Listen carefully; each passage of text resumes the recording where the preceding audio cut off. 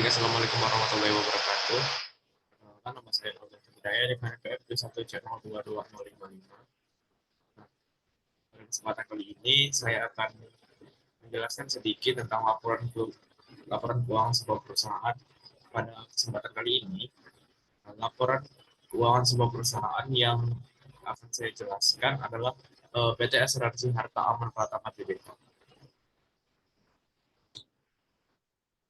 Nah, biasanya laporan keuangan sebuah perusahaan yang sudah tercatat di Bursa Efek Indonesia itu akan ada seperti ini. Ada tanda tangan, ada nama, dan juga eh, sebuah pernyataan. Nah, langsung saja. Di dalam laporan keuangan PT Asuransi Harta Aman Pratama Tbk ini, nah biasanya di dalam sebuah laporan eh, posisi keuangan di dalam PT Asuransi Harta Aman Pratama Tbk ini terdapat laporan keuangan yang disajikan kembali, yaitu contohnya pada tahun 2019, 2020, dan tahun 2021. Itu kan berarti eh, laporan keuangan ini yang disajikan kembali adalah 2 tahun sebelumnya, yaitu tahun 2019 dan 2020. Nah, bahwasanya aset adalah sebuah sumber daya yang dimiliki yang dapat dikuasai dan dikendalikan oleh sebuah perusahaan yang dapat memberikan manfaat ekonomis bagi perusahaan di masa mendatang. Laporan posisi keuangan PT Asuransi Harta Aman Pratama Tbk ini menjelaskan berbagai jenis aset. Yang pertama adalah kas dan bank, piutang reasuransi, piutang lain-lain, uang muka dan biaya yang dibayar di muka. Selanjutnya ada investasi. Investasinya yang terdiri dari reksadana, yang kedua saham, ketiga obligasi, investasi lainnya, penyertaan pada menara proteksi, penyertaan pada perusahaan asuransi risiko khusus. Selanjutnya, aset reasuransi, aset tetap, neto, aset hak guna, aset pajak tangguhan, dan aset lain-lain. Nah, pada eh, bagian aset ini, laporan posisi keuangan pada perusahaan asuransi harta aman Pratama Tbk tidak menjelaskan eh, yang namanya aset lancar dan aset tidak lancar. Nah, selanjutnya di dalam laporan posisi keuangan PT Asuransi Harta Amal Pertama ini ada liabilitas dan ekuitas. Yang pertama kali kita akan bahas adalah liabilitas. Liabilitas adalah kewajiban yang harus dibayarkan oleh perusahaan dengan cara mengeluarkan sejumlah dana atau sumber daya ekonomi kepada pihak yang bersangkutan. Contohnya adalah gaji, yang pokoknya yang sudah memberikan manfaat bagi perusahaan kita atau sudah memberikan jasa kepada perusahaan kita. Di dalam laporan posisi keuangan PT Asuransi Harta Aman Pratama Tbk ini, liabilitasnya terdiri dari utang klaim, utang reasuransi, utang komisi, utang lain-lain, utang pajak, biaya masih harus dibayar, pendapatan dan premi diterima di muka, liabilitas kontrak asuransi, liabilitas sewa, liabilitas imbalan kerja, dan yang terakhir adalah utang subordinasi. Nah, terdapat selisih eh, terdapat selisih keuangan yang telah disajikan. Contohnya tahun 2019 jumlah liabilitasnya 433 miliar 311 juta 389.523 rupiah. Tahun 2020 jumlah liabilitasnya adalah 472 miliar 173.668.361 rupiah. Tahun 2021 jumlah liabilitasnya adalah 444.767.542.250 rupiah. Nah, selisih antara tahun 2019, 2020, dan 2021 itu menandakan berarti liabilitas ataupun hutang ataupun kewajiban yang harus dibayarkan dalam perusahaan PT Asuransi Harta Aman Pratama ini meningkat seiring berjalannya waktu. Selanjutnya adalah ekuitas.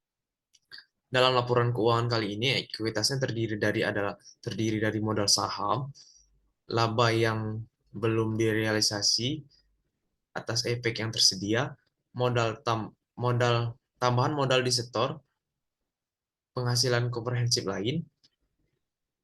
Di dalam saldo laba ditentukan penggunaannya, belum ditentukan penggunaannya. Nah, pada tahun 2019 jumlah ekuitas pada perusahaan ini 89.329.605.219 rupiah. Pada tahun 2020 100 miliar 105.169.750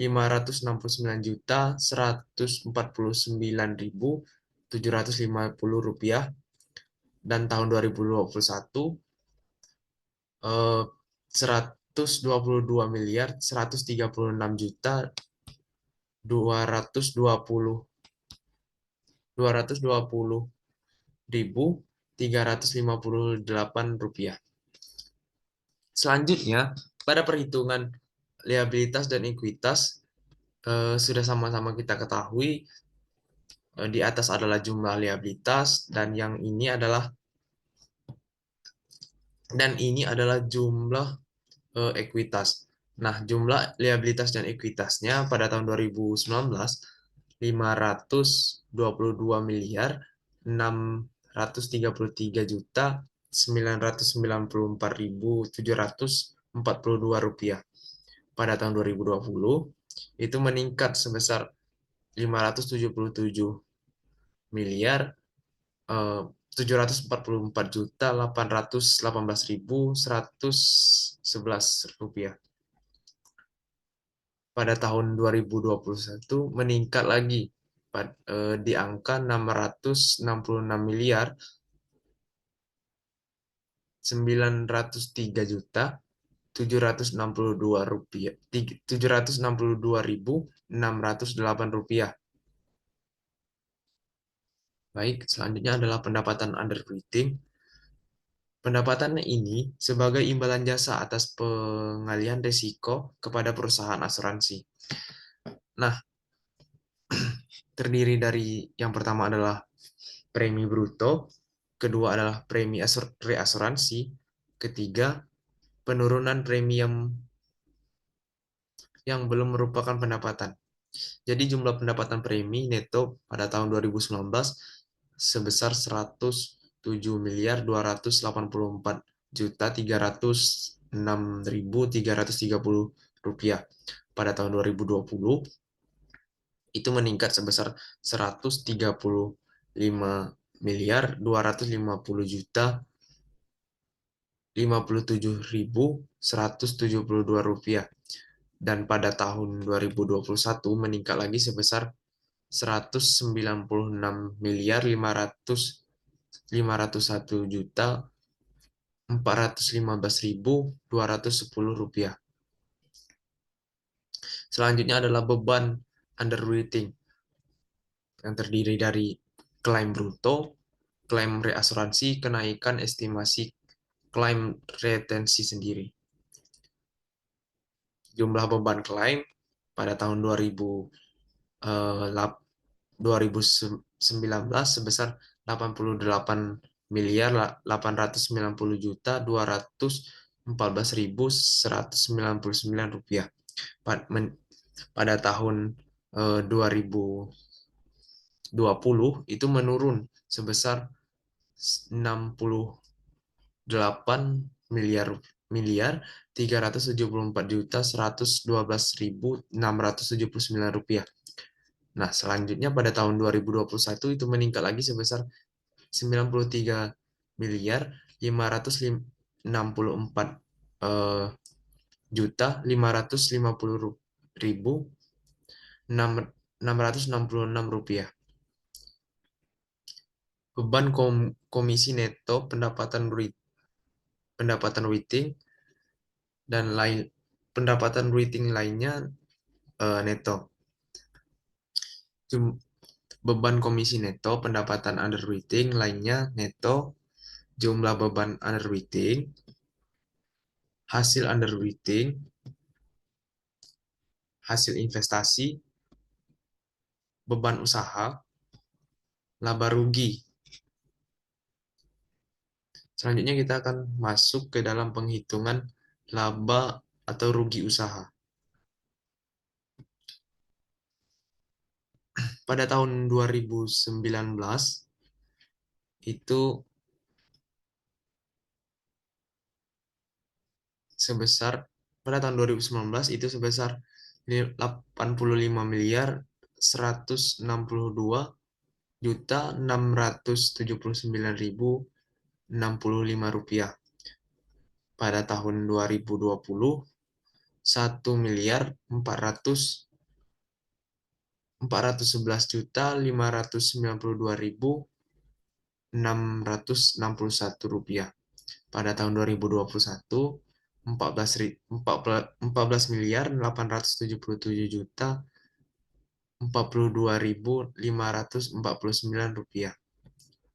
Nah, untuk menentukan laba atau rugi sebelum penghasilan pajak, itu laba rugi dikurangi laba atau rugi usaha dikurangi penghasilan atau beban usaha lainnya atau lainnya neto. Sebesar pada tahun 2019 80 miliar 393.703.801 rupiah.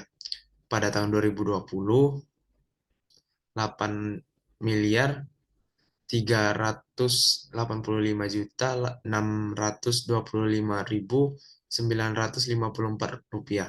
Pada tahun 2021 3 miliar 502.526.416 rupiah. Nah, laba atau rugi sebelum sebelum pajak penghasilan. Pada tahun 2019 itu sebesar 174 miliar 556 juta 382.866 rupiah. Pada tahun 2020 9 miliar 797 juta 218.615 dan pada tahun 2021 18 miliar 379.965 rupiah. Manfaat beban pajak penghasilan. Pajak kini, pajak tangguhan. Jumlah. Nah, pajak kini ditambah pajak tangguhan itu dijumlahkan, maka akan mendapatkan hasil demikian. Selanjutnya, laba atau rugi neto tahun berjalan sebesar pada tahun 2019 sebesar 107 pada tahun 2019 sebesar 175 miliar 54 juta 943.148 rupiah. Pada tahun 2020 10 miliar 506 juta 589.039 rupiah. Pada tahun 2021 15 miliar 415 juta 671.336 rupiah. Penghasilan atau beban komprehensif lain itu kosong, tidak akan diklasifikasi ke laba ataupun rugi, pengukuran ke ke laba ataupun rugi. Pengukuran kembali liabilitas imbalan pasti akan direklasifikasi ke laba ataupun rugi. Laba rugi yang belum direalisasi atas efek yang tersedia itu sebesar ini. Pada tahun 2020 itu kosong. Nah, jadi untuk jumlah laba ataupun rugi komprehensif tahun berjalan pada tahun 2019 itu 174.549.564.566 rupiah. Pada tahun 2020 itu 12.480.109.000 rupiah, 109.523 rupiah. Pada tahun 2021 16.567.070.608 rupiah. Jadi rugi neto per saham dasar sebesar 5.000 saldo laba atau return earnings. Saldo pada tanggal 1 Januari 2019 itu dengan jumlah sedemikian. Saldo pada 31 Desember 2019 ataupun disajikan kembali itu dengan nilai demikian.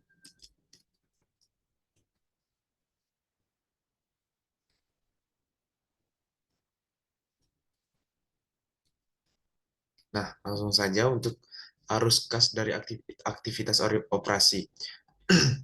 Yang pertama ada penerimaan premi dengan jumlah demikian, penerimaan klaim dan potongan reasuransi, pembayaran premi asuransi, pembayaran klaim, pembayaran komisi, pembayaran beban usaha, pembayaran pajak penghasilan, dan pajak lainnya sebesar sedemikian. Nah, setelah dikurangkan, maka hasil dari kas neto diperoleh dari aktivitas operasi adalah demikian. Pada tahun 2021 itu 11.944.665.558 rupiah. Pada tahun 2020 14.208.487.464 rupiah. Dan pada tahun 2019 58.838.563.004 rupiah. Selanjutnya adalah arus kas dari aktivitas investasi, hasil yang terdiri dari hasil investasi, perolehan aset tetap, hasil penjualan aset tetap, perolehan aset hak guna, penurunan aset lain-lain, peningkatan aset lain-lain, investasi hasil penjualan efek, investasi hasil pembelian efek, dengan kas neto yang digunakan untuk aktivitas investasi dengan sejumlah sedemikian, yaitu pada tahun 2021 44.840.323.592 rupiah. Pada tahun 2020 1.788.570.707 rupiah. Pada tahun 2019 53.980.672.339 rupiah. Selanjutnya arus kas dari aktivitas pendanaan yang terdiri dari pinjaman subordinasi, liabilitas sewa, bunga inkremental. Dengan pinjaman subordinasi pada tahun 2021 sebesar 25 miliar. Liabilitas sewa pada tahun 2020 3 miliar 963 juta 6.220, bunga inkremental 281.355.959 rupiah. Nah, kas neto yang diperoleh dari aktivitas pendanaan ini sebesar 25 miliar pada tahun 2021, dan pada tahun 2020 itu 3 miliar 681 juta 650.261 rupiah. Kenaikan atau penurunan kas neto dan bank dengan jumlah demikian. Nah, untuk kas dan bank awal tahun pada 2019 9 miliar 534.404.946 rupiah. Nah, pada akhir tahunnya pada tahun 2019 itu 4 miliar 670.514.281 rupiah. Nah, kas bank yang akhir tahun 2000 kas dan bank akhir tahun pada 2019 itu dinaikkan kembali pada tahun 2020 menjadi kas bank awal tahun 2020 senilai 4 miliar 673 juta 514.281 rupiah. Pada akhir tahun 2020, kas bank akhir tahunnya sebesar 13 miliar 411 juta 780.777 rupiah. Pada tahun 2021, kas bank akhir tahun 2020 tadi kita masukkan lagi ke kas bank awal tahun 2021 senilai 13 miliar 411 juta 780.777 rupiah. Nah, pada akhir tahun kas bank akhir tahun 2021 senilai 5 miliar 516 juta 122.743 rupiah. Nah, itu tadi penjelasan singkat dari saya. Mohon maaf atas segala kekurangannya. Saya ucapkan terima kasih. Wassalamualaikum warahmatullahi wabarakatuh.